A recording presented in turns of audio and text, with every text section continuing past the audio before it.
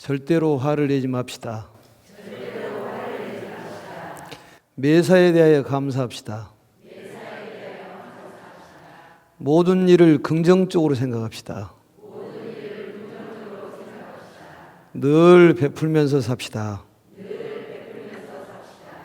말을 조심하고 남의 흉을 보지 맙시다. 항상 마음에 새기고 행동으로 옮깁시다.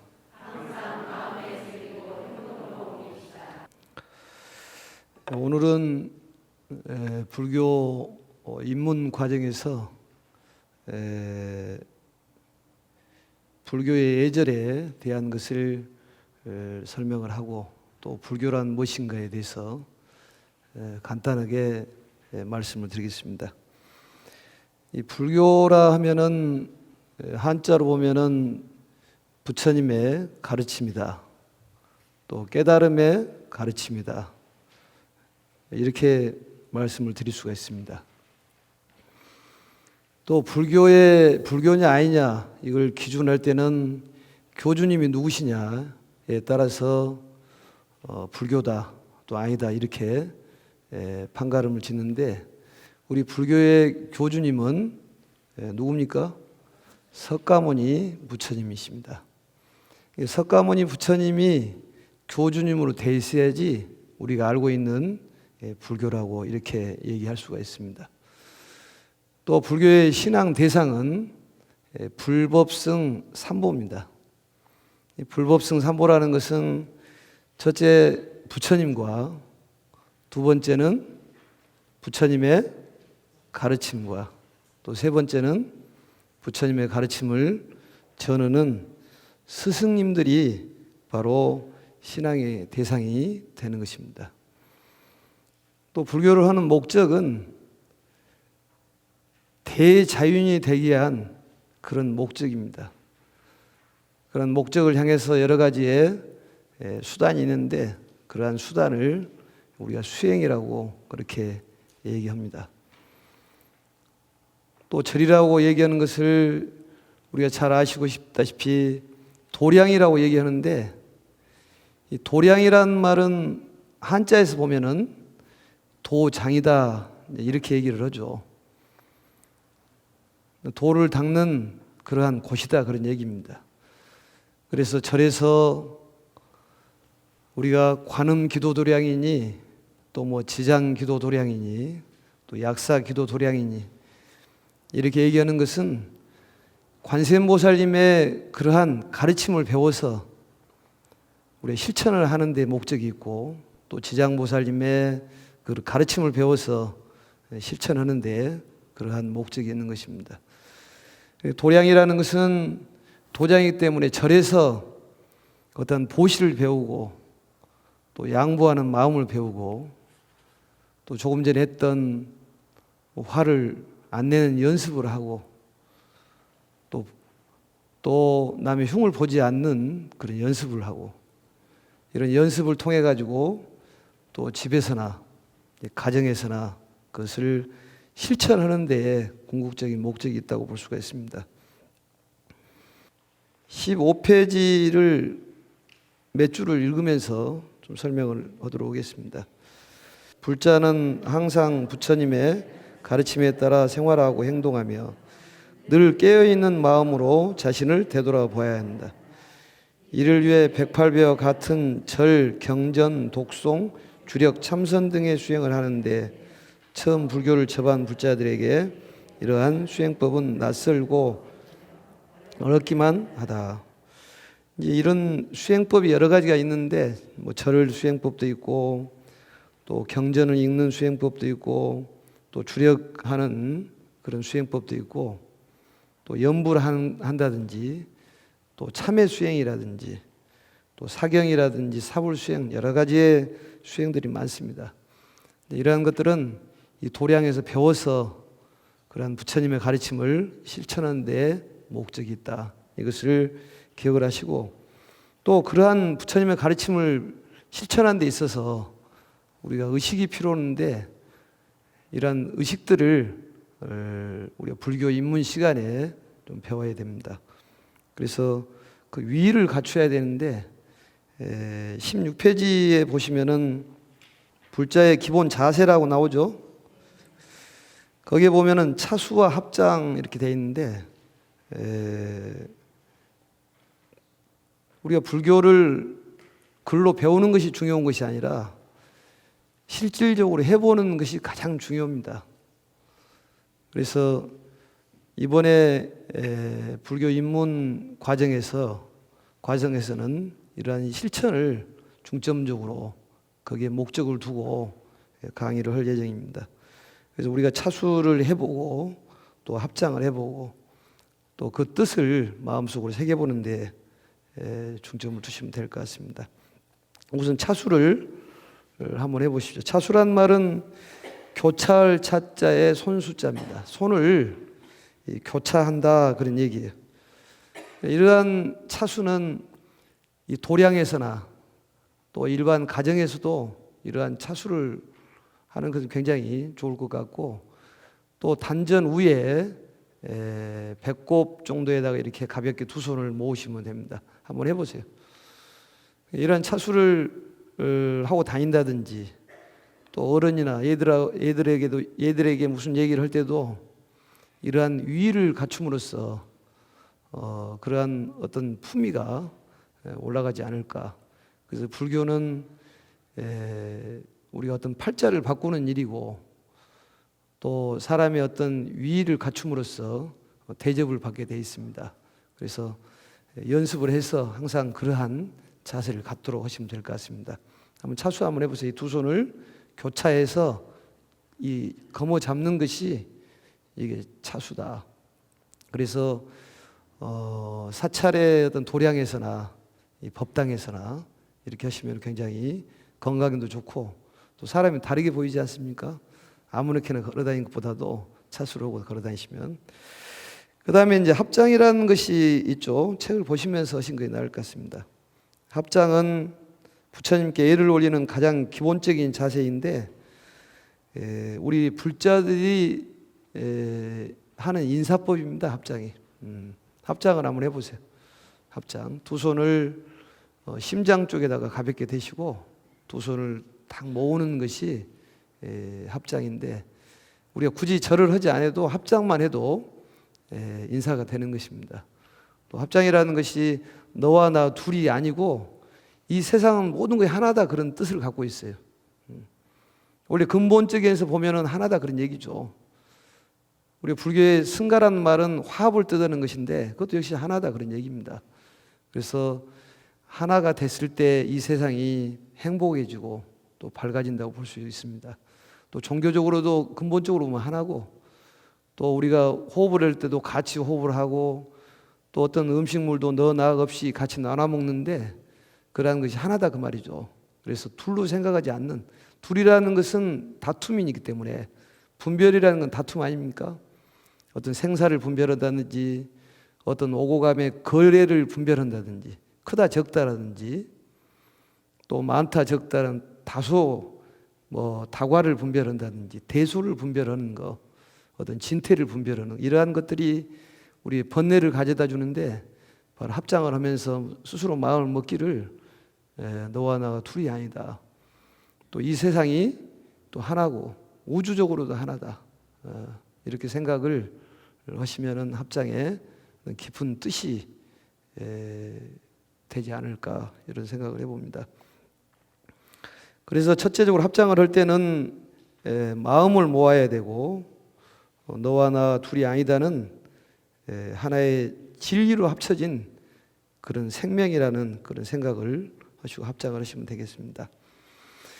그리고 이제 17페이지에 보면은 좌선과 앉은 자세에 대해서 나와 있죠. 좌선이란 말은 앉을 좌 닦을 선, 앉아서 닦는 것을 좌선이라고 그렇게 얘기를 합니다.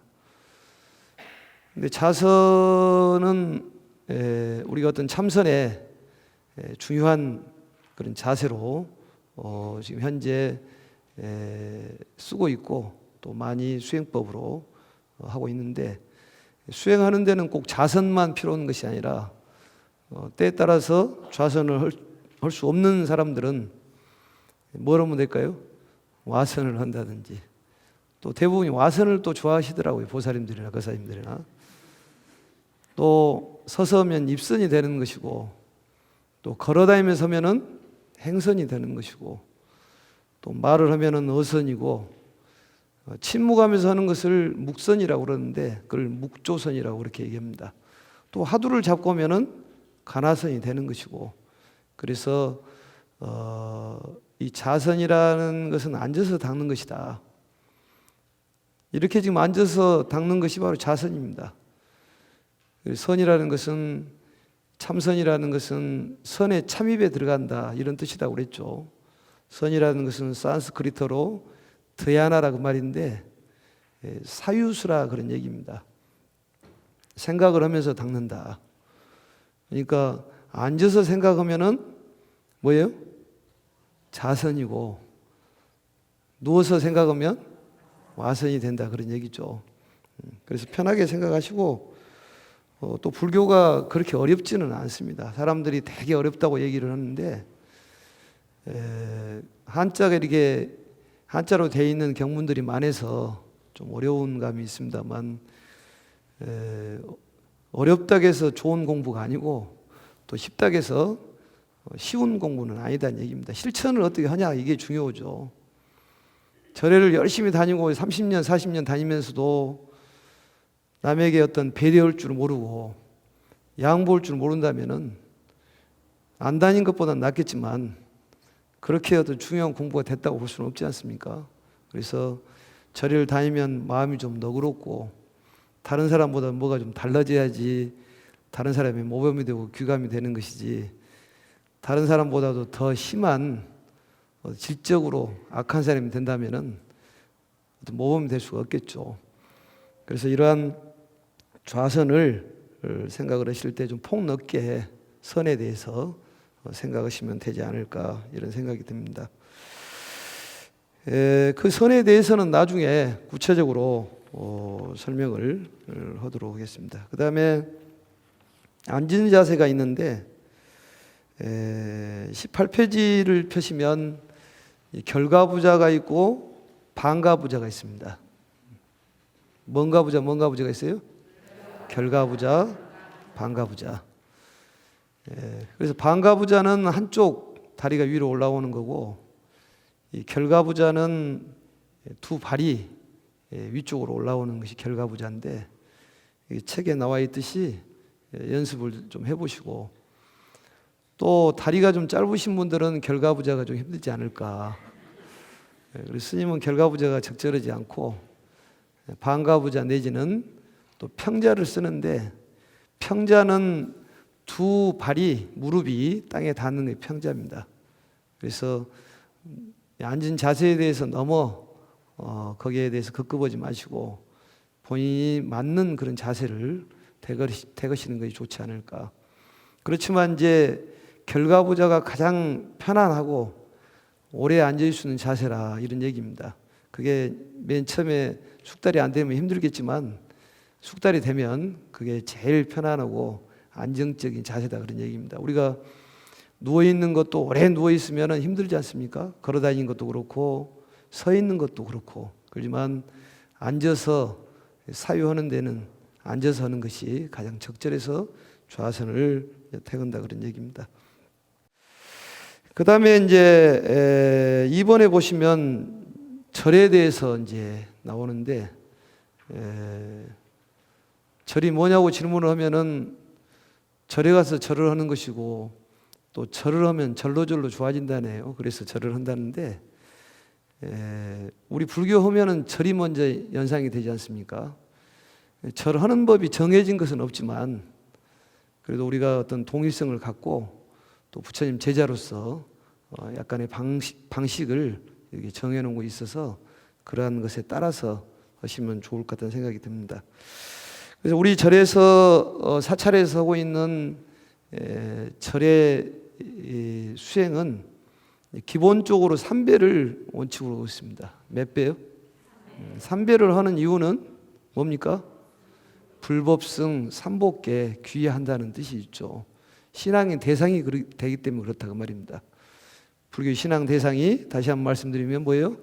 불법승. 예, 부처님 가르침과 부처님 가르침을 전하는 스승님들이 신앙의 대상이다. 그 외에는 이제 우리 불법을 수호하는 여러 가지 신들도 많죠. 우리의 불법을 수호하는 어떤 뭐 화엄 성중들이라든지 여러 가지 신중님들도 많고, 뭐 법화 성중도 있을 것이고, 또 금강 성중도 있을 것이고, 그의 또 산신님이라든지 뭐 등등 여러 가지 신들이 있지만, 그러한 신들은 이 부처님의 가르침에 귀의하는 그러한 대상이지 우리 신앙의 대상은 아니다는 것을 또 명확히 알아야 됩니다. 그래서 절을 할 때에 삼배를 이제 우리가 주로 하는 이유가 그렇다. 그래서 오늘은 이제 절을 좀 살펴보는데, 우선적으로 절을 하는 목적은, 의미라든지 그런 목적은 하심의 의미가 있습니다. 하심. 뭔 심이요? 하심. 그래서 하심이 안 되신 분들은 스님이 불명을 지를 때 전부 하심이라고 지어주면 어쩔까. 그래서 마음속에다 계속 새기면서 하심을 하면 그에 어떤 큰 도움이 되지 않을까, 이런 생각을 혼자 해봤습니다. 그래서 하심이라는 것은 굉장히 우리에게 필요한 것인데, 다른 말로 얘기하면은 겸손이 되겠죠. 겸손. 본인을 낮추는 것인데, 우리의 어떤 힘들고 어려운 것들이 전부 어떤 본인의 아상이라든지 교만에서 나온다, 그런 얘기입니다. 그래서 이 초발심 자격문에서도 이런 얘기가 있습니다만, 하심자는 만복이 자귀다. 하심자는 만복이, 많은 복이 스스로 돌아온다, 그런 얘기입니다.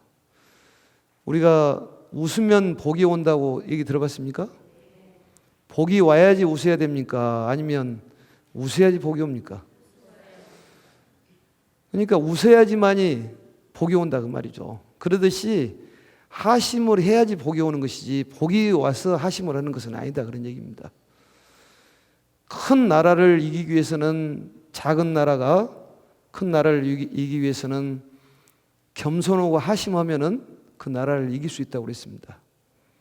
또 큰 나라가 작은 나라를 다스린 데는 겸손하고 하심하면은 그 나라를 다스릴 수 있다는 거예요. 그러니까 우리 불교에서 절을 하는 목적이 그렇다, 그 말이죠. 어떤 가정적으로 봤을 때 어떤 아내가 남편에게 하심하고, 또 남편이 아내에게 또 하심하고, 또 시어머니가 또 며느리를 대우하고, 며느리가 시어머니를 대우한다면은 그게 정말로 훌륭한 삶이고 행복한 삶이 아니냐. 그러한 것들을 이 도장에서 연습을 해서 실천을 해본다, 그 말이죠. 그게 습이 배어야 돼요. 그냥 이루어지는 것이 아니라 습이 배어야 돼요. 그래서 학습이라고 그러지 않습니까? 배워서 습관처럼 나와야 된다니까요. 그래서 절에서 많이 하신 분들은 잠을 자다가도 잠꼬대처럼 일어나가지고 삼배하고 고두배까지 하고 주무신다는 거예요. 그게. 그 정도는 돼야 된다는 얘기입니다. 습이라는 것은 대단히 중요해요. 그래서 절에 와서 습관을 기르는 것입니다. 좋은 생각을 해보고, 보시하고, 또 절도 해보고. 습관이라는 건 중요하다, 그런 얘기죠. 그래서 우리가 낮추는 일을 배우는 것이 우리 절에서 하는 일인데, 이러한 것을 우리가 절을 통해 가지고 하심을 배운다, 그런 얘기입니다. 한번 시범을 보여주도록 이렇게 하겠습니다. 우선 이제 손가락을 다 모아서 심장 쪽에다가 이렇게 가볍게 대시고, 45도 정도로 이렇게 가볍게 대시면 됩니다.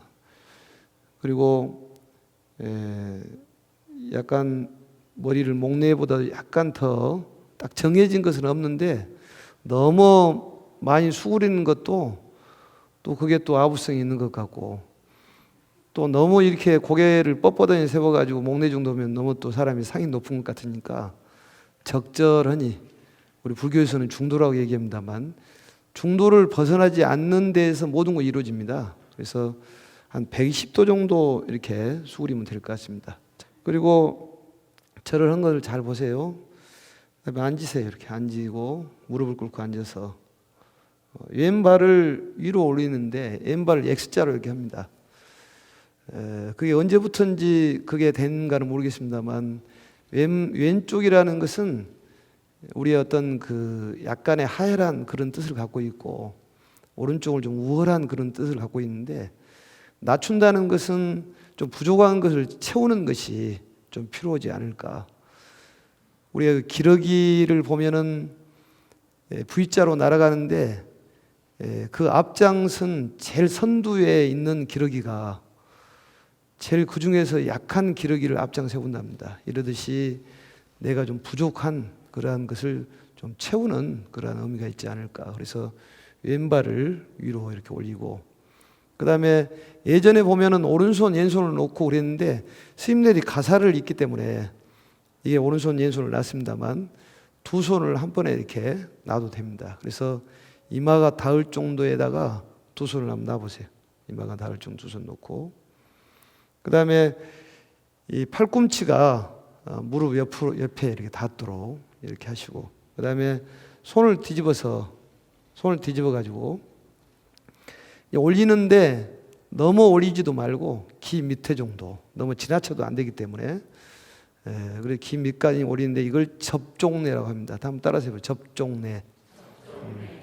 부처님의 발에다가 접을 하면서 예를 올린다 그 말이죠. 그래서 손 모양이 그대로 이렇게 올라가야 됩니다. 그래서 이 머리를 벗어나지 않고 일체감을 줘서 손이 귀 밑까지 이렇게 올라가는, 그걸 접종례라고 합니다. 그 다음에 손을 그대로 내려서 엎어서, 그 다음에 두 손을 이렇게 쭉 모아서 일어나십니다. 일어나시고, 자, 두 번째 절 한번 해보세요.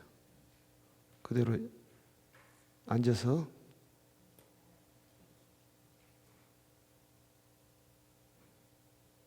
접종내시고 일어나시고,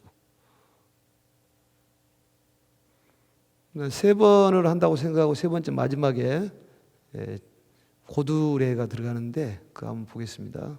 세 번째, 두 손을 놓으시고 그다음에 귀 밑까지 올리시고, 손을 내려서 합장을 하고 이마에다 이렇게 댑니다. 두 손을 모아서. 그리고 다시 옆으로 좀 벌려서 일어나시면 됩니다. 이걸 고두례라고 하고 일어나세요. 그 다음에 반배를 하면 이제 끝납니다. 그래서 고두례는 절을 하고 마지막에 하는 것이다. 이것만 기억을 하십니다. 그래서 스님네들이 절을 아무리 이쁘게 해도 고두례를 하지 않으면 절을 잘 못하구나 이렇게 할 줄 모른다고 얘기를 하는데, 고두례가 고두배라고 그러는데 고두례가 상당히 중요합니다. 집에서 이제 그걸 연습을 좀 잘 해보시기 바라겠습니다. 이걸 이제 다섯 곳의 몸이 땅에 닿은다고 해서 이제 오체투지라고 합니다. 뭐라고 그래요? 오체투지. 그래서 몸에 이제 완전히 엎드리는 이러한 오체투지가 부처님 계셨던 남방 쪽에서는 그걸 하는데, 이 중국이나 한국이나 일본을 오면서 약간 좀 편의에 의해 가지고 좀 변형된 그런 절법이라고 볼 수가 있습니다. 그렇지만 절이라는 것은 하는 폼이 중요한 것이 아니라 더욱 중요한 것은 뭐가 중요해요? 마음이 중요하다, 그런 얘기입니다. 그래서 마음을 정말로 낮추고 정말 존경하는 그런 마음, 또 귀해하는 마음으로 이렇게 하는 것이 더욱 중요하다고 볼 수가 있습니다. 그리고 23페이지를 한번 좀 펴시죠. 23페이지 보시면 사찰에서의 예절이 나옵니다. 그래서 사찰을 가면 어디서부터 참배를 해야 될 것인지, 또 여러 가지의 또 그런 정각들이 많지 않습니까? 그래서 우리가 알고 또 참배를 하시면 많은 도움이 될 것 같습니다만, 이 전각이라는 거 들어보셨죠? 전이 있고 각이 있는데, 전각에 구별하는 방법은 불보살님을 모셔놓은 곳을 뭐라고 그래요? 전이라 그러고, 그 외에는 각이라고 그렇다. 그러니까 부처님이나 그 외에 보살님들을 모셔놓은 것을 전이라고 한다. 그리고 그 외를 각이라고 그렇다. 그렇다면은 산신 전이 맞는가요? 산신 각이 맞는가요? 산신 각이 맞죠. 하나를 가르쳐 드리면 10가지를 안 해 보니까. 그래서 대웅전이라는 데도 있고, 또 극락전이라는 데도 있고, 또 뭐 관음전, 또 뭐가 있을까요? 명부전도 있고, 또 응징전이라는 응징전도 있고, 또 뭐 산신각이라든지, 또 범종각이라든지, 또 용왕각이라든지 이렇게 있는데, 정각 구별하는 방법은 뭐예요? 불보살님을 모셔놓은 것을 전이라 하고 그 외를 각이라고 그렇다. 그러면 부처님과 보살을 구별하는 방법은, 머리가 이제 곱슬곱슬하시면은 부처님이, 쉽게 말하면은, 그리고 관대를 쓰고 있으면 보살이 되는 것이죠. 예. 그래서 머리가 곱슬곱슬하는 그 부처님을 닮아가기 위해서 우리가 머리를 곱슬곱슬 하신다고 그랬지 않습니까? 그리고 보살을 닮아가기 위해서 여러 가지 관대를 쓰고 또 귀고리를 하고 또 이렇게 하는 것도 우리가 그러한 불보살님을 닮아가기 위해서 그렇다 그 말이죠. 그래서 그걸 잘 기억을 하셨다가 전에서부터 참배를 하고 각으로 이렇게 내려가시면 됩니다. 그래서 그러한 것들은 그 나중에 나오는 대목이 있기 때문에 더 구체적으로 설명을 드리도록 하겠습니다. 그러면 이제 절에 들어와 가지고 보면은 맨 처음에 절을 가면은 일주문이라는 거 있죠. 일주문 보셨습니까? 일주문은 기둥이 하나다, 일주다 그런 얘기죠. 우리가 사주라는 것은 기둥이 4개란 얘기고, 그래서 일주문인데, 일주문이라는 것은 차안과 피안이 하나다 그런 얘기입니다. 우리가 살고 있는 세계를 속세라고 그러지만, 속세나 또 그런 어떤 이 부처님이 계시는 그러한 정토나 예토나 같다, 둘이 아니다. 피차가 일반이라고 이러듯이 사실은 하나다 그런 얘기죠.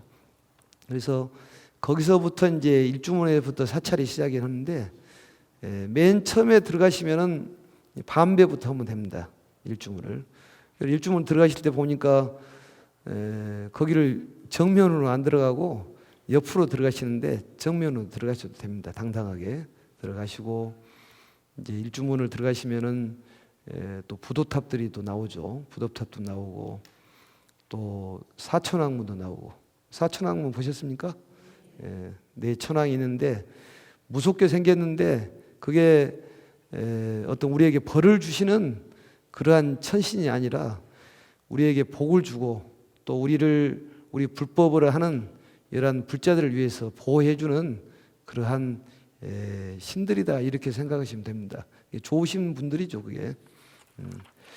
그리고 이제 법당에를 들어가시면, 이제 보통 법당에 우리 전통 사찰에 보면은 약간 길게 돼 있습니다. 우리 절 같은 데는 이렇게 이 옆으로 길게 돼 있는 것이 아니라 이렇게 뒤로 길게 돼 있는데, 옆으로 길게 돼 있는 데는 이게 앞으로 통과하기가 좀 어렵게 돼 있습니다. 그래서 항상 옆문을 사용을 해주시고, 또 어간이라고 해서 가운데를 안 다니는 것이 불자의 예입니다. 스님네들이라든지 또 공양물이 올라올 때 어간을 통과해서 이렇게 올라오기 때문에 우리가 가운데는 이렇게 비워놓는 것이죠. 그래서 어간이라고 얘기하고, 또 이제 법당에 들어가서 우리가 향이라든지 초를 또 피우지 않습니까? 향도 피우고 초도 켜는데,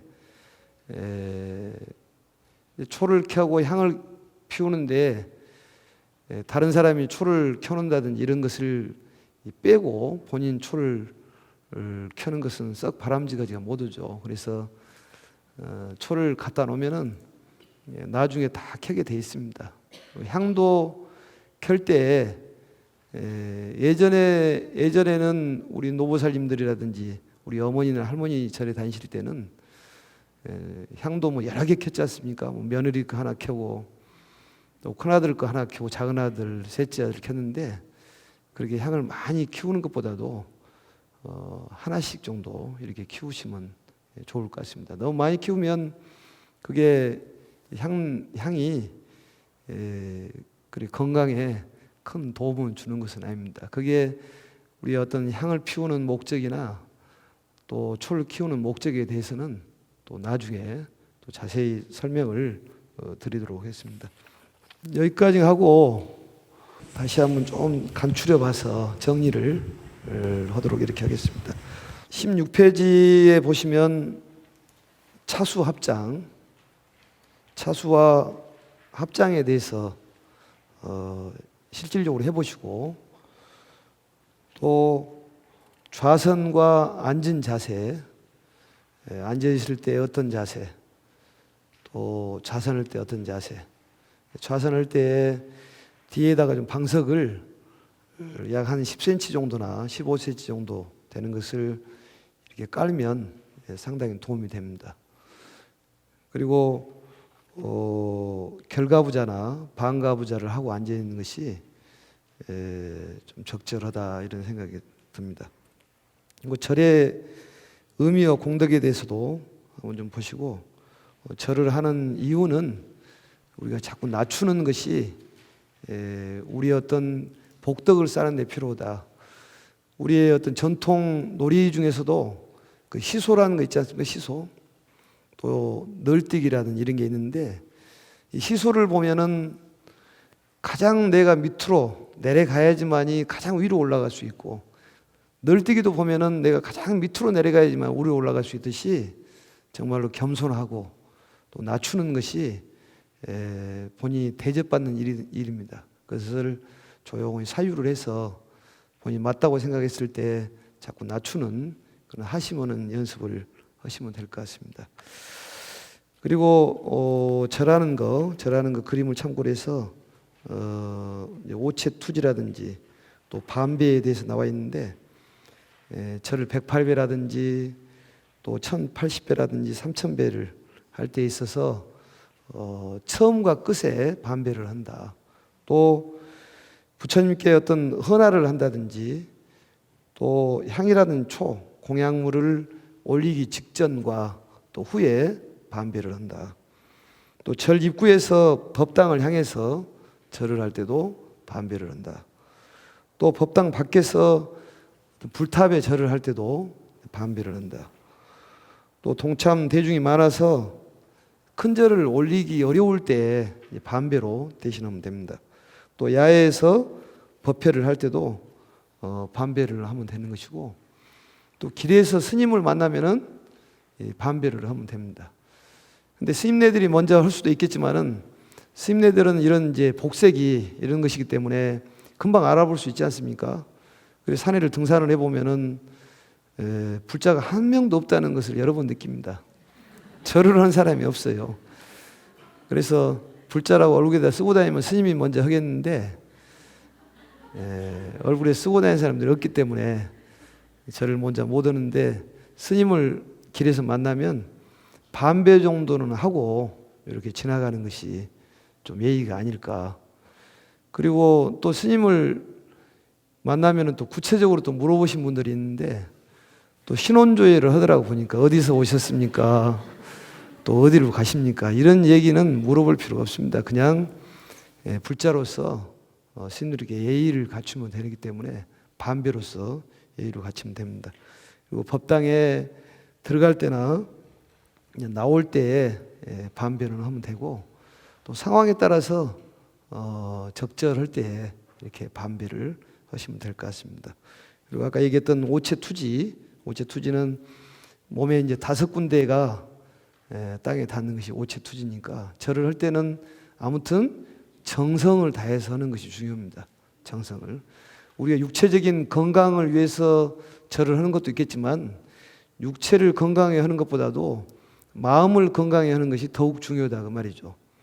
등산을 할 때도 각개전투하는 것처럼 막 이렇게 그 심하게 몸을 흔들면서 가는 것보다도 천천히 마음을 내려놓고 가는 것이 훨씬 건강에 도움이 되듯이 절을 할 때도 빨리 해서 좋은 것이 아니라 정말로 마음을 낮추고 정말 부처님께 귀의하고 정말 참여하는 마음으로 절을 한다면은 일거양득이 아닐까. 몸도 건강해지고 마음도 건강해지고. 항상 이렇게 낮추는 것이 필요해요. 내가 절을 함으로써 상대가 또 절을 하면 내가 대접을 받지 않습니까? 그래서 내가 먼저 낮추는 그런 습관을 기르시는 것이 필요하지 않을까 이런 생각이 듭니다. 사찰의 예절에 대해서는 책을 참고로 하시고 또 법당에서도 상식을 벗어나지 않는 가운데 어떤 공부 중이라든지 또 법회 중에 휴대폰이라든지 또 잡담이라든지 이러한 것은 상식적으로 안 하는 게 낫겠죠. 그게 누가 옆에서 휴대폰이 울리면은 그 사람이 좀 수준이 있게 보이던가요? 예? 그러니까 그게 실수로 휴대폰이 켜져 있을 수도 있겠지만 미리 좀 주의를 해서 휴대폰을 끄도록 이렇게 하시는 게 좋습니다. 또 휴대폰을 한 2시간 정도 꺼놓는다고 해서 생사하고 큰 문제가 생기지는 않습니다. 휴대폰 정도는 꺼놓고 와서 기도하고 또 전화하신 분들은 또 다시 전화를 하게 돼 있어요. 그러니까 휴대폰은 법회 때라든지 또 행사 때 기도할 때는 좀 꺼놓고 기도를 하시면 될 것 같습니다. 그리고 가운데는 될 수 있으면 다니지 마시고 또 연문을 통과해서 또 항상 차수라든지 이렇게 위의를 좀 잘 갖추고 다니시면은 훌륭한 불자가 되지 않을까 이런 생각을 해봅니다. 향을 꽂을 때라든지 또 촛불을 켤 때도 육법 공양에 대해서 다시 설명을 하겠습니다만 내 몸을 태워서 세상을 밝히겠다는 뜻이 있어요. 그게 초를 피우는 것은. 그러니까 공양물은 나라고 생각하시면 돼요. 초가 나요. 또 향이 나요. 또 물이 되겠소. 차가 되겠습니다. 또 아니면 내가 정말로 음식물이 되겠습니다. 이런 마음으로 공양을 해야지 맞지.